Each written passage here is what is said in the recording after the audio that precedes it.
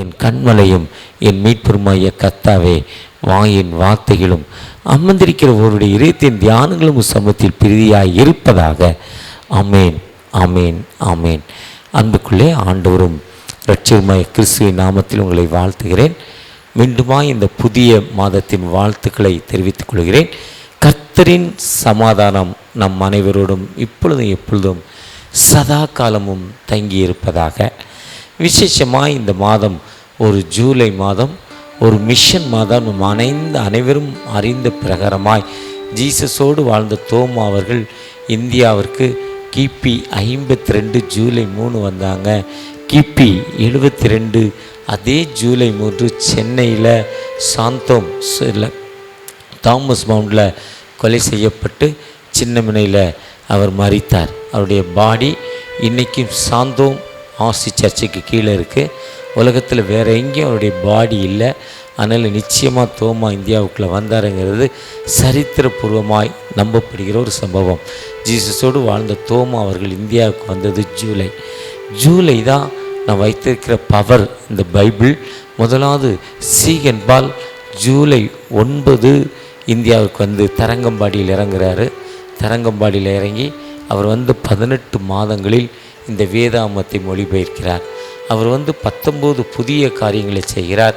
பெண்களுக்கு கல்வி, அனைவரும் ஒன்றாக இருந்து கடவுளை ஆராதிப்பது, அதேமாதிரி பேப்பர், இந்த நாம் எழுதுகிற பேப்பரை இந்தியாவுக்கு இன்ட்ரடியூஸ் பண்ணது, பிரிண்டிங் மிஷின் இந்தியாவுக்கு இன்ட்ரடியூஸ் பண்ணது, பெண் தையல் மிஷின் இந்தியாவுக்கு இன்ட்ரடியூஸ் பண்ணது.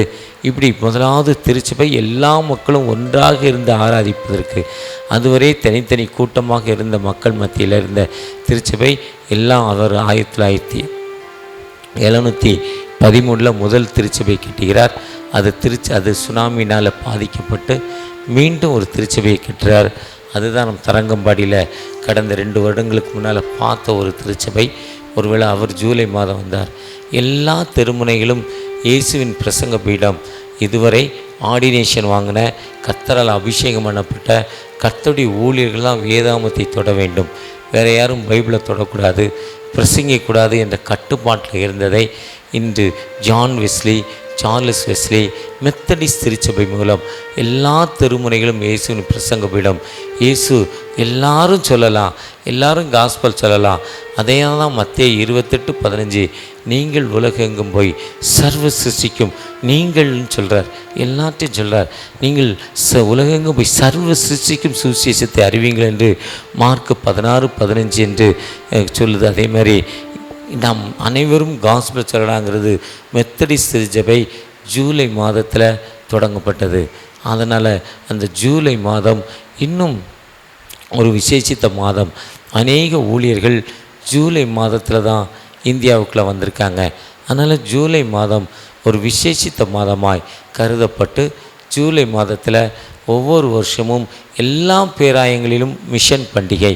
ஒருவேளை திருநெல்வேலி திருமண்டலம், தூத்துக்குடி திருமண்டலம், நம்முடைய சென்னை பேராயம், வேலூர் பேராயம், அனைத்து பேராயங்களிலும் ஜூலை மாதத்தில் தான் மிஷன் ஃபெஸ்டிவலை பொதுவாக கொண்டாடுவாங்க. காரணம், ஜூலை மாதத்துடைய சிறப்பு மிகமான சிறப்பு.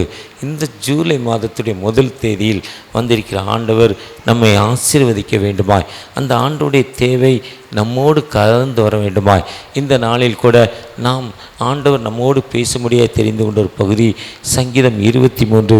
கர்த்தர் என் மேய்ப்பராயிருக்கிறார், நான் தாழ்ச்சியடையேன். ஆண்டவரே என் ஆயர், நான் ஒருபோதும் குறைச்சல் அடைவதில்லை. கர்த்தர் என் மேய்ப்பராய் இருக்கிறப்போ நம்ம ஒரு காலம் தாழ்ச்சி அடைவதில்லை. இந்த சங்கீதம் 23 பற்றி சொல்கிறப்போ, இந்த சங்கீதம் 23 என்பது திருப்பாடல்களின் முத்து என்று சொல்கிறாங்க. கிறிஸ்தவர்களின் முத்து. எப்படி ஒரு முத்து அதிகமான விலைக்கு விற்கிதோ, அதே மாதிரி இந்த திருப்பாடல்களில் சங்கீதம் 23 என்பது ஒரு முத்து. அந்த முத்து என்பது விலையேற பெற்றதைப் போல சங்கீதம் திருப்பாடல்கள் 150 இருக்குது, சங்கீதம் 150 இருக்குது. வேதத்துள்ள அநேக காரியங்கள் உண்டு. அதில் சங்கீதம் 23 என்பது ஒரு முத்து என்று சொல்லப்பட்டிருக்கு. திருப்பாடல்களின் முத்து, கிறிஸ்தவர்களின் சொத்து என்று இது சொல்லப்பட்டிருக்கு. அதுதான் the profession of the joyful trust in the Lord as the good shepherd. Joyful trust. சந்தோஷமான நமக்கு பாதுகாப்பு கடவுள், சந்தோஷமான பாதுகாப்பு. The joyful trust in the Lord as the good shepherd. இந்த மேய்ப்பன் மூலம் நமக்கு ஒரு நல்ல ஒரு பாதுகாப்பு கிடைக்குது. ஒருவேளை உலக பிரகாரமாய் இந்த மேய்ப்பன் எப்படி இருக்கிறான்னா, ஒரு மனிதனுக்கு ஒரு தலைவர் உண்டு. அந்த மனிதன் ஒரு கோழி பண்ணை வச்சுருந்தார். கோழி பண்ணை. அந்த கோழி என்பது திடீர்னு ராத்திரி நல்லாயிருக்கும், சாயங்காலம் அடைக்கிறப்ப நல்லாயிருக்கும், காலையில் பார்த்தீங்கன்னா பொட்டுன்னு செத்துப்போம் கோழி. அந்த கோழி செத்துப்போம். அந்த திடீர் அந்த சீக்கு, எப்படிப்பட்ட சீக்குங்கிறத, சீக்கு நோய் எதிர்ப்பு சக்தி கோழியோட உடம்புல ரொம்ப குறைவு. ஆனால் தான் சிக்கன் 65 ஆரம்பித்தாங்க. சிக்கன் 65னா கோழி குஞ்சு பொரிச்ச நாள்லேருந்து 65வது நாள் அந்த கோழி நல்லா இருக்குமா. அன்னைக்கு அந்த 65வது நாள் அந்த கோழியை அடித்து சாப்பிட்டா அந்த கறி ரொம்ப டேஸ்ட்டாக இருக்குன்னா அது சிக்கன் 65 65வது நாள் நல்லா இருக்குன்னு சொல்லி கோழியை பற்றி ஒரு சரித்திரம் சொல்கிறாங்க. அந்தளவுக்கு கோழியோட அவ்வளோதான் அதனுடைய லைஃபு. அதே மாதிரி அந்த ஒருத்தர் கோழி பண்ணை, பெரிய கோழி பண்ணை வச்சுருந்தார். திடீர்னு அவருக்கு ஒரு 200 கோழி செத்து போச்சு. காலையில் அவருடைய குருட்ட வந்தார், அவருடைய மந்திரவாதிட்ட வந்தார், அவருடைய தலைவர்கிட்ட வந்தார். அவர்கிட்ட தான் அட்வைஸ் கேட்பார். ஐயா ரொம்ப சோகமாக இருந்தார். என்னடா ரொம்ப சோகமாக இருக்குன்னு கேட்டார். ஒன்றும் இல்லை குருவே, நீ ராத்திரிக்கு நல்லா அடைச்சேன், கோழி பண்ணையில் எல்லா கோழியும் நல்லா இருந்தது. காலையில் போய் பார்த்தா 200 கோழி செத்து போச்சு. என்ன செய்யுதுன்னு தெரியல, ஒரு வழி சொல்லுங்கள். அவர் கேட்டார், உன் கோழி பண்ணைக்கு வாசல் எங்கே வச்சுருக்கேன்னு கேட்டார். தெற்கு பக்கமாக வச்சுருக்கேனார். தெற்கு பக்கங்கிறது எது, இந்த பக்கமாக வச்சுருக்கேனார். அதை நீ மேற்கு பக்கமாக வாசலை மாற்றிரு, அந்த வாசல் தாண்டா தகராறுன்னு சொன்னாராம். உடனே போய் அவன் தெற்கு பக்கம் இருக்க வாசலை மேற்கு பக்கம் மாற்றினானா. மாற்றிட்டு அடுத்த நாள் காலையில் விட்டு வந்தானா, என்னடா நல்லா இருக்கு கோழி இருக்கான்னு கேட்டாராம். இன்றைக்கும் ஒரு 200 கோழி செத்து போச்சுனாரா. இப்போ 400 கோழி செத்து போச்சு. சரி, நீ கோழிக்கு மேலே கூரை போட்டிருக்கியா, ஷீட்டு போட்டிருக்கியா, சீலிங் போட்டிருக்கியான்னு கேட்டாரா. அவன் ஷீட்டு போட்டிருக்கேன்னா எடுத்துகிட்டு ஓலையை போடு, அந்த சூடு தான் கோழி செத்து போச்சுனாராம். உடனே பல ரூபா செலவு பண்ணி போய் அந்த ஓடை எடுத்துகிட்டு ஷீட்டு போட்டானா. திரும்ப வந்தால் இன்றைக்கி ஒரு 200 கோழி செத்து போச்சுனானா. அப்போ ஒரு கதையை சொன்னாரா. 4வது நாள் வந்தானா, என்னடா ஆச்சுனானா, நீங்கள் ஒரு கதையும் சொல்ல வேண்டாம், இருக்கிற கோழிலாம் செத்து போச்சுன்னானா. ஒருவேளை இந்த உலக பிரகாரமாய் நமக்கு மற்றவர்கள் கொடுக்கும் ஆலோசனை இப்படிப்பட்ட ஆலோசனை தான் இருக்கும். ஆனால் கர்த்தருடைய சன்னிதானத்தில் காத்திருந்து, அதுதான் ஏசாயா 40:33 சொல்லுது, கர்த்தருக்கு காத்திருவர்கள் புது பலனடைந்து கழுகை போல செட்டைகள் அடைந்து பறப்பார்கள். நம்ம உலக பிரகாரமாக ஏதோ ஒரு மனிதனுடைய தேவைக்காக ஏதோ ஒரு மனிதன் நமக்கு ஆலோசனை சொல்கிறப்போ அந்த ஆலோசனை நல்லா இருக்குன்னு ஒரு தீர்க்கதரிசியவோ, ஒரு ஊழியக்காரனோ, ஒரு ஐயரையோ, ஒரு பிரசங்கியாரையோ நம்பி போகிறோம். ஆனால் ஆண்டவர் சொல்றார், என் நாமத்தினால் நீ எவைகளை கேட்டாலும் அவைகளை நான் தருவேன்னு சொல்கிறார். என் நாமத்தினால், இந்த நேம் ஆஃப் த ஜீசஸ், இந்த நேம் ஆஃப் த ஜீசஸ், என் நாமத்தினால் நீ எவைகளை கேட்டாலும் அவைகளை தருவேன்னு சொல்கிறாரு. அந்த ஜான் 14:1 சொல்கிறாரு, உங்கள் இருதயம் கலங்காது இருப்பதாக, கேளுங்கள் தரப்படும், தட்டுங்கள் திறக்கப்படும், நீங்கள் இதுவரை என் நாமத்தினால் ஒன்றும் கேட்கல, நிறைவாய் பெற்றுக்கொள்ளத்தக்கதாக கேளுங்கள் சொல்கிறாரு. ஒருவேளை ஆண்டவற்றை நம்ம நம்பிக்கையோடு கேட்கிறப்போ, தகப்பனே எனக்கு ஒரு விடுதலை கொடுங்கன்னு கேட்கிறப்போ, இந்த புதிய மாதம் ஒரு ஆச்சரியமான மாதமாய் இதுவரை நடந்து வந்த பாதையை திரும்பி பார்க்கிறப்போ, என்னுடைய சுகர் வியாதி, என்னுடைய ப்ரெஷர் வியாதி, என்னுடைய தைராய்டு, என்னுடைய ஸ்டோனு, என்னுடைய சால்ட்டு, என்னுடைய வயிறு வலி, இத்தனை வலியிலையும் இவ்வளவு சேஃப்டி என்னை கொண்டு வந்திருக்கீங்கப்பா. இத்தனை ஆண்டுகள் என்னுடைய டயபெட்டிக் பேஷண்ட், இத்தனை ஆண்டுகளாக நான் ப்ரெஷர் வியாதி, இத்தனை ஆண்டுகளாக ஒரு எனக்கு தைராய்டு வியாதி, இத்தனை ஆண்டுகளாக எனக்கு ஒரு ஸ்டோன் வியாதி, இத்தனை நாட்களாக இப்படிப்பட்ட ஒரு கஷ்டம், சாப்பிட்டா ஜீரணிக்க முடியாத நிலைமை, வயிறு சரியில்லை, புளிச்ச ஏப்பம், இப்படிப்பட்ட கஷ்டத்தில் இருந்த எனக்கு, சாப்பிட முடியாத இருந்த எனக்கு ஐயா இந்த மாதம் வரை என்னை பாதுகாத்திருக்கீங்க. 2026 ஜூன் வரை என்னை நீங்கள் ஒரு நல்ல மேய்ப்பனா, என்னை ஒருபோதும் குறைவிடுவதில்லைன்னு எனக்கு சொல்லி, மரண இருளின் பள்ளத்தாக்கில் நடந்தாலும் பொல்லாப்புக்கு பயப்படேன், தேவரே என்னோடு கூட இருக்கிறது, உமது கோலும் உமது தடியும். கோல் என்பது ராடு, ஸ்டோன் ஸ்டெம்ங்கிறாரு. இங்கிலீஷில் சொல்கிறப்போ ராட் அண்ட் ஸ்டெம் ரெண்டும் ஒன்று தான். ரெண்டும் உமது கோலும் என்னை தடியும் என்னை தேற்றும். என் ஜீவனுள்ள நாளெல்லாம் நீர் என்னை மரண இருளின் பள்ளத்தாக்கிலே நடந்தாலும் என்னோடு கூட இருந்திருக்கிற வார்த்தைப்படி ஆண்டவர் நமக்கு இந்த புதிய மாதத்தில் எத்தனை விதமான அற்புதங்கள் செய்ய போகிறாருங்க.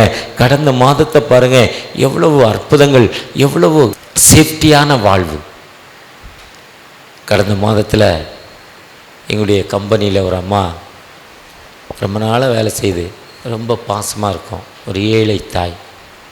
இப்போ லேட்டஸ்ட்டாக கிறிஸ்தவளம் மாறிட்டாங்க. காலையில் எப்போவுமே 6 மணிக்கு வந்துடும்.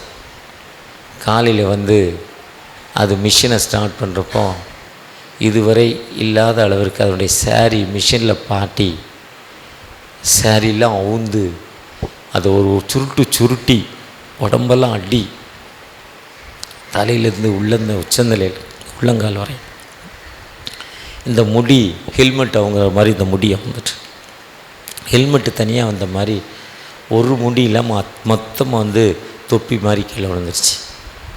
கை கால் எல்லா இடத்துலையும் அடி. எப்படியோ ஆண்டோடைய கிருபை அந்த சகோதரியோடு எங்களோடு இருந்ததால் நிச்சயமாக ஆண்டவர் பாதுகாத்து கொண்டார். இன்றைக்கி நம்முடைய ஆர்எம்எஸ் ஹாஸ்பிட்டல் அட்மிட் பண்ணி அந்த அம்மாவை ஒரு 10 நாட்கள் 15 நாட்கள் வைத்து என்னுடைய மகன் ஆல்ரினும் மகள் மற்றும் மருமகள் 4 பேரும் இணைந்து நல்ல ஒரு ட்ரீட்மெண்ட் கொடுத்து ஒரு டாக்டர் சொன்னார், அந்த முடியை அப்படியே வச்சிடலான்னார், தலையில் ஒட்டிடலான்னார். உடனே ஒரு டாக்டர்கிட்ட கொண்டு போனோம். அந்த முடியை கொண்டு போனால் ஒரு 5 மணி நேரம் வச்சுட்டு 1 லட்ச ரூபா வாங்கிட்டு போயிட்டு வாங்க முடியாதுன்ற 5 hours 6 hours தான் அட்மிட் பண்ணியிருந்தார்.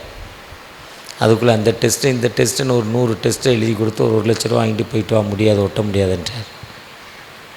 ஆனால் அதுக்கப்புறம் உங்களுடைய ஜெபம் ஆர்எம்எஸில் இருந்ததால், ரெஃபேக்கா மல்டி ஸ்பெஷாலிட்டி ஹாஸ்பிட்டலோடு இருந்ததால் ஆண்டவர் கிருபையாக 3 நாட்கள் சொன்னாங்க கஷ்டம், தேர்றது கஷ்டம்னு. ஆனால் கடந்த நாட்கள் எங்களுடைய 2வது அண்ணனுடைய ஜெபக்கூட்டத்தில் அந்த அம்மா வந்து சாட்சி சொல்லிடுச்சு. ஆண்டவர் எவ்வளோ பெரிய நன்மை பாருங்க. ஆண்டவர் எப்போவுமே நம்மோடு இருக்கும் ஆண்டவர், ஒரு காலம் கைவிடாத ஆண்டவர்.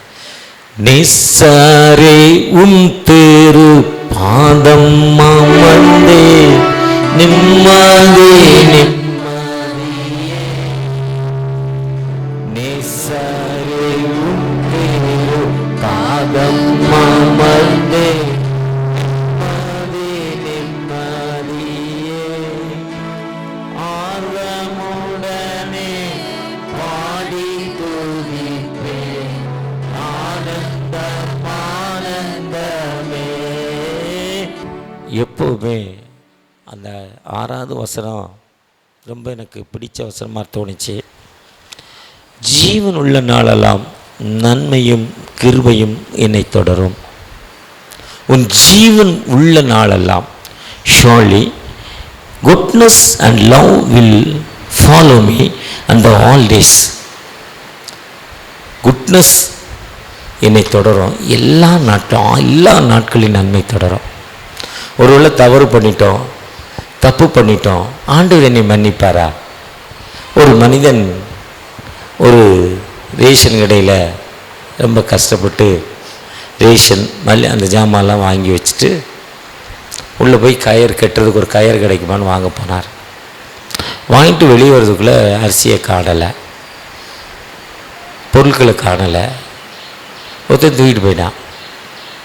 தூக்கிட்டு ரொம்ப தூரம் போயிட்டான். அவன் போகிறதுக்குள்ளே வேகமாக போயிட்டான். திரும்ப 15 நாள் அடுத்த மாதம் ரேஷன் வாங்க வந்தார். அப்போ ஒருத்தர் சொன்னார், போன மாதம் அவங்க ரேஷன் பொருளை தூக்கிட்டு போனவன் இவர் தான், இப்போ அவன் வாங்கி வச்சுருக்கான், அவன் பொருளை நீங்கள் தூக்கிட்டு போங்கன்னார். அவன் பொருளை நீங்கள் தூக்கிட்டு போயிருங்கன்னு சொன்னார். அப்போ அவர் சொன்னார், நான் செய்ய மாட்டேன். எதுக்குப்பா போன மாதம் அவன் துணி தூக்கிட்டு போயிட்டானே, நீ அவன் பொருளை தூக்கிட்டு போக மாட்டேன்னு கேட்டார். அதுக்கு சொன்னால், 1 மாதம் என் பிள்ளைகள் உணவுக்கு எவ்வளோ கஷ்டப்பட்டாங்க தெரியுமா? அவர் எடுத்துகிட்டு போனதால் என் பிள்ளைகளுக்கு உணவு 1 மாதம் சரியாக என்னால் கொடுக்க முடியல. நான் அவரை அதை தூக்கிட்டு போயிட்டா அவன் பிள்ளைகளும் 1 மாதம் உணவுக்கு கஷ்டப்படுமே, அது பண்ணணுமா, அது பண்ண வேண்டான்னு அவன் சொன்னான். இதே தான் ஆண்டவர், என் பிள்ளை ஒரு மனுஷனுடைய தன்மையே இப்படி இருக்கிறப்போ வானத்தை மேம்படைத்த ஆண்டவர் என் வாழ்நாளெல்லாம் நன்மை குட்னஸ் எனக்கு கிடைக்கக்கூடிய வழி செய்யும் ஆண்டவர். அண்ட் லவ், என்னை நேசிக்கும் ஆண்டவர், என் மீது அன்பு செலுத்தும் ஆண்டவர். அவர் ஒருபோதும் என்னை கைவிட மாட்டாருங்க. என் தேவைகளை சந்திப்பாருங்க. முழங்காலில் நின்று எனக்கு ஒத்தாசை வரும் பர்வதங்களுக்கு நேராக என் கண்களை ஏறெடுக்கிறேன். நெருக்கத்திலே என் கர்த்தரை நோக்கி அழைத்தேன், என் தேவனை நோக்கி அபயமிட்டேன் என்ற வார்த்தையின்படி நம்முடையக்கு எப்பெல்லாம் ட்ரபிள் டைம் வருதோ, எப்பெல்லாம் வேதனை வருதோ, எப்பெல்லாம் துன்பங்கள் வருதோ, அப்போ ஆண்டவரை நோக்கி பார்க்குறப்போ ஆண்டவர் நம்மை கைவிடாத ஆண்டவர்.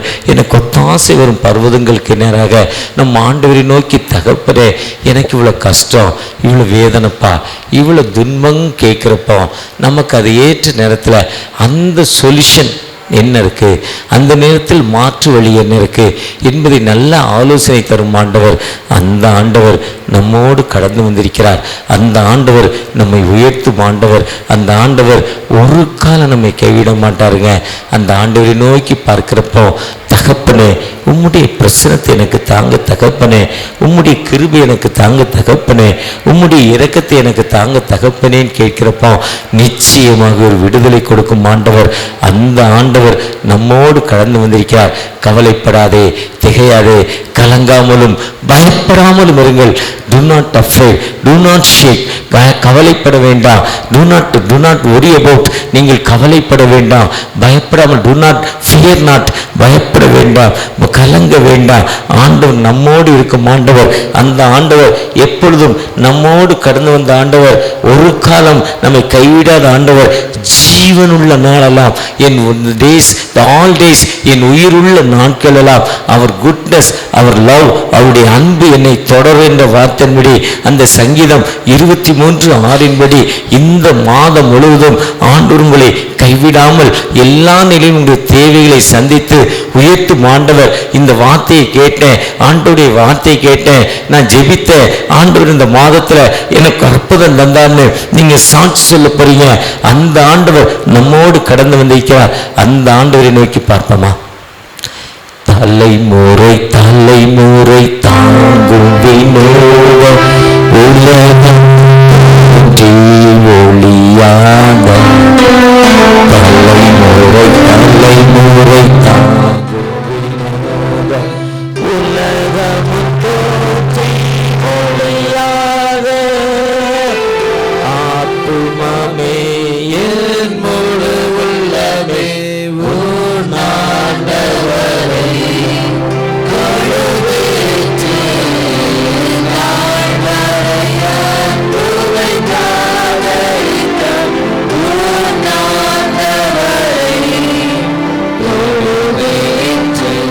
நல்ல தகப்பனே, இம்மட்டினை பாதுகாத்த தெய்வம், இனிமேலும் பாதுகாக்கப்படுற கிருபைக்கு நன்றி ராஜா. கடந்த 6 மாதம் கரம் பிடித்து நடத்த தெய்வம், வாழ்வோம் என்பதை அறிந்து வாழ்வுடைய கிருபை தந்திருக்கே சாமி. இந்த கிருபைக்கு நன்றி தாப்பா. ஜூலை மாதமானது ஒரு ஆசிரம மாதமாக இருக்க கிருபை தாங்க. தொடர்ந்து வழிநடத்துங்க, காத்துக்கொள்ளுங்க, பலப்படுத்துங்க, மீதியான காரியத்தை பொருட்படுத்திக்கொள்ளுங்க. திறக்கப்படுவாயாக. எப்பத்தா வாச்சமடை வாய் திறந்த தெய்வம், இன்னும் சாட்சியை வாழ கிருபைத்தாங்க.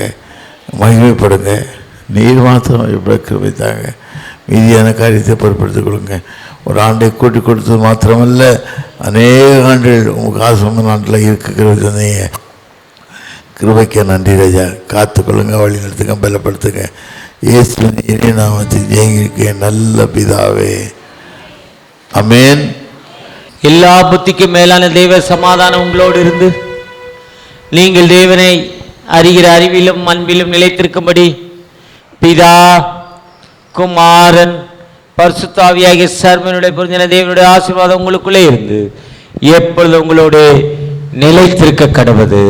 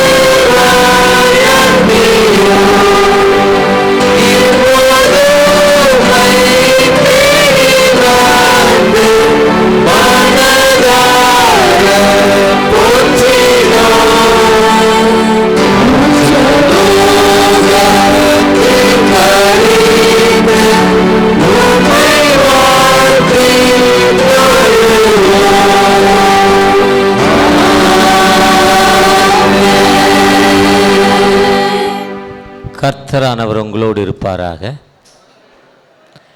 சமாதானத்தோടെ சென்று வருவோம். கர்த்தரின் சமாதானம் உங்கள் அனைவரோடும் தங்கியிருப்பதாக. God bless you.